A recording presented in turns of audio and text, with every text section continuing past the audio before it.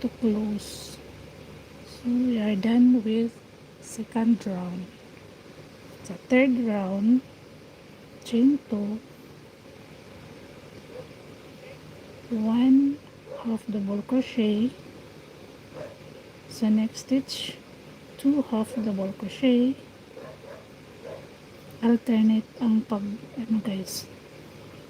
So sa next is 1, and then sa next dalawa,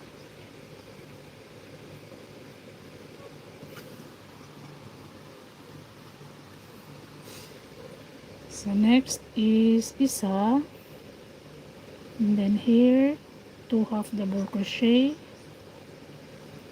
and then 1 double crochet, next 2 half double crochet, 1 half double crochet, then 2 half double crochet. Yan siya guys, hanggang dito tayo. 1. So next is